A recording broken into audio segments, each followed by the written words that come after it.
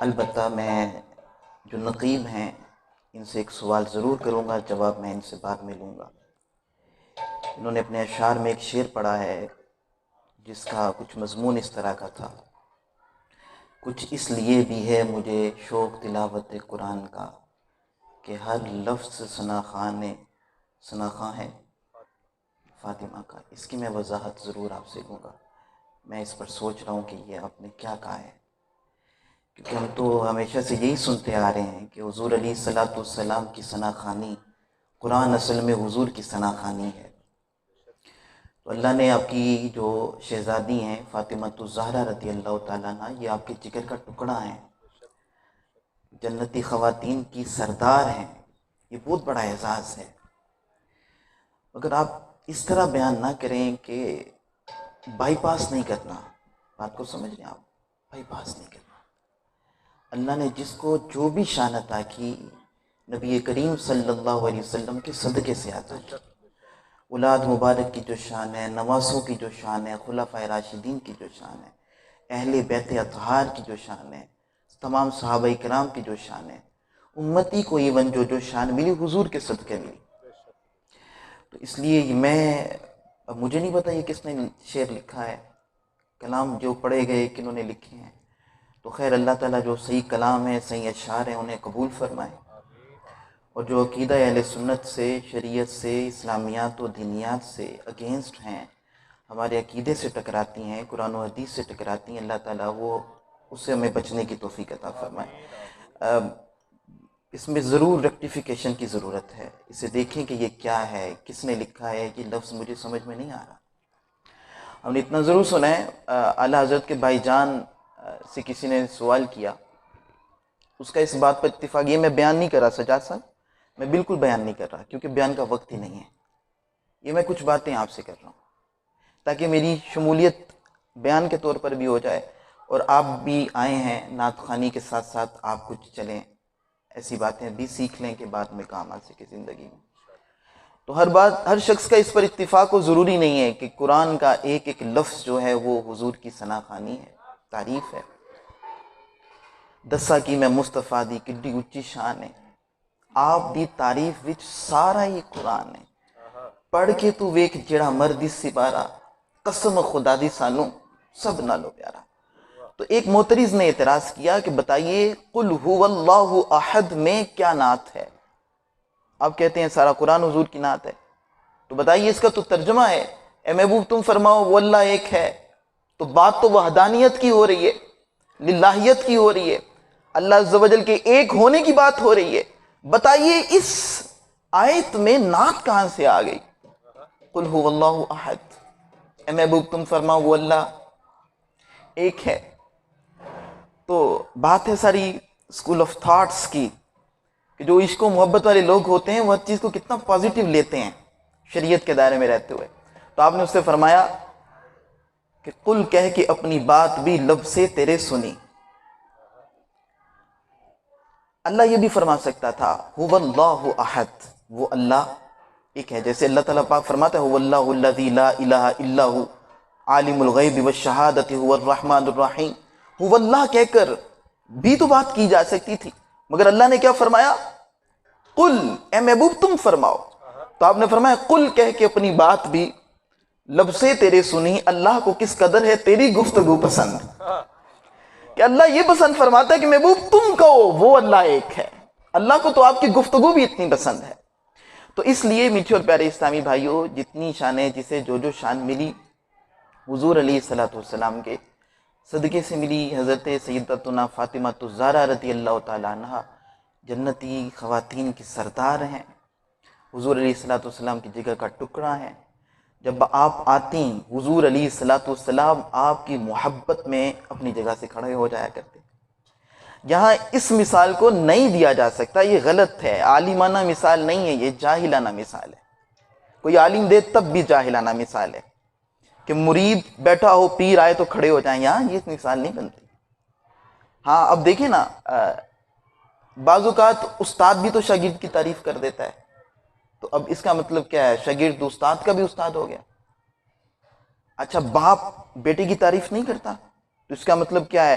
کہ بیٹا باپ کا جوتا پہن کے باپ بن جائے گا، یا باپ نے بیٹے کی تعریف کی ہے وہ باپ کا باپ بن جائے گا؟ نہیں، وہ باپ، یہ اس کی شفقت ہے، یہ اس کی محبت ہے، یہ اس کی عنایت ہے کہ وہ اپنے چھوٹے پر رحم کر رہا ہے، اس کی تعریف کر رہا ہے۔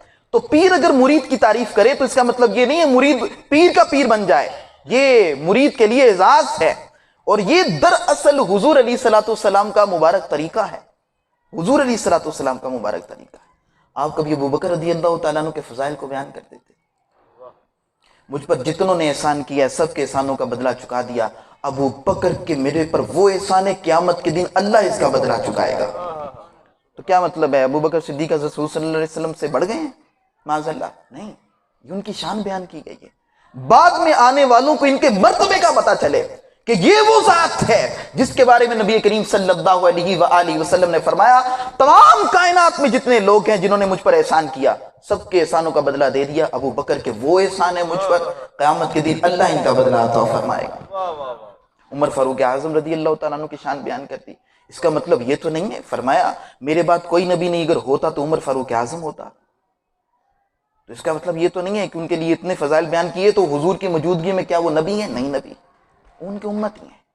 عثمان غنی رضی اللہ تعالیٰ عنہ کے بارے میں فرمایا جب انہوں نے جنت کو خریدا مال دے کر تو نبی کریم صلی اللہ علیہ وسلم نے منبر پر کھڑے ہو کر یا اٹھ کر فرمایا آج کے بعد عثمان جو بھی کرے اس پر کوئی مواخذہ نہیں ہے۔ مولا علی کائنات شیر خدا کرم اللہ تعالی وجہ الکریم کے بارے میں فرمایا کہ علی کے چہرے کو دیکھنا بھی عبادت ہے، سبحان اللہ، ان کا ذکر بھی عبادت ہے، سبحان اللہ، اور ان کی شان و عظمت اسے کیسے کوئی ڈینائی کر سکتا ہے؟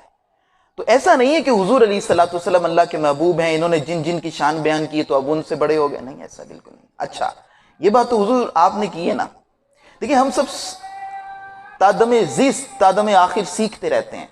کوئی بندہ، یہ بچے نے بھی ادھر بلال قادری نے شاید نہیں کسی اور نے شعر پڑھا ہے، ہاں بچے نے کل شعر پڑھا ہے، شعر ٹھیک نہیں ہے، آپ حاجی بھی ہوں، زاہد بھی ہوں، مداح حبیب بھی ہوں۔ ہم نے تو کتابوں میں یہی پڑھا ہے کہ مطلب بزرگ تو عاجزی کرتے ہیں، وہ تو اپنی عبادت کا اظہار ہی نہیں کرتے ہیں، تو ایسا تو نہیں ہونا چاہیے کہ میں یہ بھی ہوں میں یہ بھی ہوں۔ میں تو یقین کریں جو میں نے بیان کیا تھا وہ میں بیان تو نہیں کر رہا، مگر میں اس بیان کی تیاری میں پڑھ رہا تھا حضرت موسیٰ کلیم اللہ علی نبینا علیہ۔ آپ کو پتہ ہے کتنے جلیل القدر پیغمبر ہیں؟ اولو العزم تمام 1,24,000 انبیاء اور رسولوں میں جو سب سے زیادہ عظمت والے رسول ہیں وہ 5 ہیں، ان 5 میں ایک حضرت موسیٰ علیہ السلام ہے، کلیم اللہ ہے نا۔ اللہ نے اپنے کلام کو ان کے ساتھ انہیں کلیم ہونے کی خصوصیت عطا کی، انہوں نے بلا واسطہ اللہ کی ذات سے کلام کیا۔ ان کی مناجات میں لکھا ہے یہ اللہ سے کہا کرتے تھے اے اللہ میں تیری نعمتوں کا شکر کیسے ادا کروں، میری ساری عبادتیں مل بھی جائیں تو تیری ایک چھوٹی سی نعمت کا شکر ادا نہیں کر سکتے۔ اور کہتے ہیں کیا اللہ میں تیری کس طرح شکر گزاری کروں؟ اللہ نے وہی فرمایا یہ جو تو نے اقرار نعمت کیا ہے نا ابھی کہ اللہ میں تیری کس طرح نعمتوں کا شکر کروں، فرمایا موسیٰ یہی تو میری شکر گزاری ہے کہ تو اقرار نعمت کر رہا ہے۔ تو بزرگ جو ہوتے ہیں وہ تو جہاں جاتے ہیں وہ خالی کاسا جاتے ہیں، وہ اپنے آپ کو خالی سمجھتے ہیں، بھرا ہوا بھی کیا بھرا جاتا ہے کبھی، وہ عبادتیں ریاضتیں کرتے۔ وہ کتنی مشہور روایت ہے جس میں صحابی نے عرض کیا یا رسول اللہ صلی اللہ علیہ وسلم قیامت کب آئے گی؟ فرمایا تو نے قیامت کے لیے تیاری کیا کی ہے؟ عرض کیا میرے پاس کوئی نمازیں روزے ایسی چیزیں تو نفلی نہیں ہیں مگر یہ کہ میں آپ سے محبت کرتا ہوں۔ فرمایا پھر سن جو جس سے محبت کرے گا قیامت کے دن اسی کے ساتھ اٹھایا جائے گا۔ اس حدیث کی شرح میں لکھا ہے صحابی کیسے ہو سکتا ہے نماز نہ پڑھے، صحابی کیسے ہو سکتا ہے کوئی روزہ نہ رکھے، صحابی کیسے ہو سکتا ہے حج فرض و حج نہ کرے، ساری عبادتیں کی تھیں، اس کے باوجود کیا عرض کیا یا رسول اللہ کوئی نفلی عبادتیں ریاضتیں نہیں ہیں، کچھ ایسا میرے پاس زیادہ راہ نہیں ہے، تہہ دامن ہوں مگر یہ کہ آپ سے محبت کرتا ہوں۔ تو بہرحال اسی لیے مولانا الیاس قادری صاحب فرماتے ہیں جب بھی کوئی کلام پڑھیں عالم دین کا پڑھیں، اعلیٰ حضرت کا پڑھیں، مولانا حسن رضا خان کا پڑھیں، مولانا مصطفیٰ رضا خان رحمۃ اللہ تعالیٰ علیہ کا پڑھیں، مطلب عالم ججید عالم کا کلام پڑھیں۔ وہ جب بھی کلام لکھتا ہے وہ قرآن و حدیث کو سامنے رکھ کر کلام لکھتا ہے۔ تو اس لیے میٹھے اور پیارے اسلامی بھائیو، اللہ پاک عز و جل کے حبیب صلی اللہ تعالیٰ علیہ وسلم کے توسل سے ہی جس کو شان ملی وہ شان ملی، اللہ پاک عز و جل ہمیں اسلام کی سچی اور سچی محبت عطا فرمائے، عقائد اہل سنت پر ہمیں استقامت عطا فرمائے، اور ہمارے علماء اکابرین نے جو ہمیں درس دیا ہے اسی کے مطابق اللہ پاک ہمیں اپنا درس بیان سب چیزوں کو کرنے کی توفیق عطا فرمائے۔ میں اللہ کی رضا کے لیے آیا تھا، بغیر کسی لالچ کے، اللہ کی رضا کے لیے، اپنے مسلمان بھائی کے دل میں خوشی پیدا کرنے کے لیے۔ اس لیے چند کلمات میں نے بولے، اگر میں کچھ نہ کہتا دعا کر لیتا تو یہ بھی فیل کرتے۔ البتہ میں جو بیان تیار کر کے آیا تھا وہ اللہ تعالیٰ کی نعمتوں کے بارے میں بیان تھا، اس سے میں نے آپ کے سامنے کچھ بیان نہیں کیا۔ ان شارٹ، کیونکہ اذانیں ہونے والی ہیں، میں نہیں چاہتا انٹرپشن، بالکل نہیں چاہتا کہ اذان ہو رہی ہو اور وہ میں in short, long story short یہ کہنا چاہوں گا، اللہ پاک قرآن پاک میں فرماتا ہے ان تعدوا نعمت اللہ لا تحصوها۔ انہیں اللہ نے اپنا گھر دیا ہے، انہوں نے اس کے شکرانے میں یہ ذکر خدا و مصطفیٰ کے لیے ایک محفل کا انعقاد کیا۔ یہ یقیناً ایک انداز شکر ہے۔ انہوں نے بینڈ باجے مراسی بلا کر گلی میں ڈھول ڈمکا یقیناً نہیں کیا ہوگا۔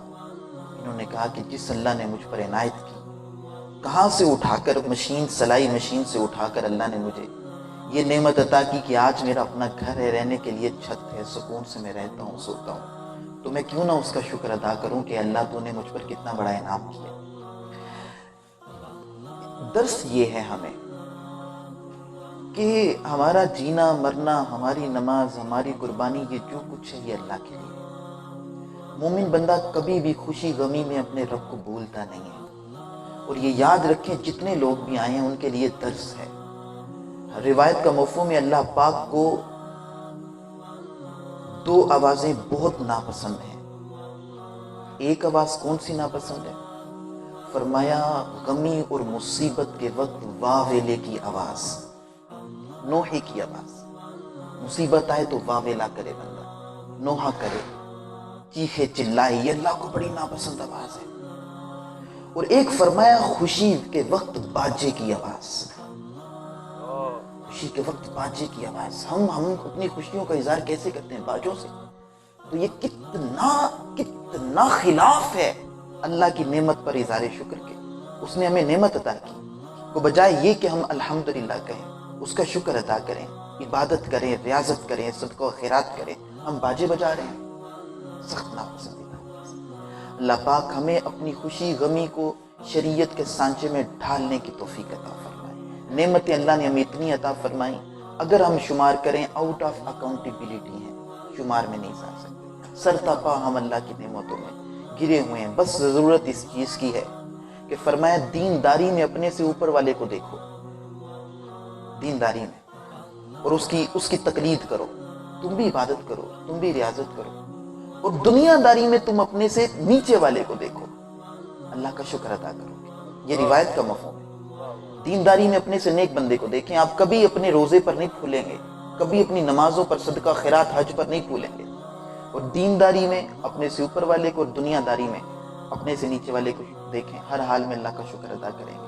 اللہ تعالیٰ تمام بے گھروں کو اپنا گھر عطا فرمائے، انہیں اپنے گھر میں امن و سکون والی زندگی عطا فرمائے، جتنے آئے ہیں سب کو علت قلت ذلت سے اللہ تعالیٰ بچائے، آمین بجائے نبی الامین صلی اللہ علیہ وسلم۔ اذان سنیں پھر اس کے بعد دعا ہوتی ہے۔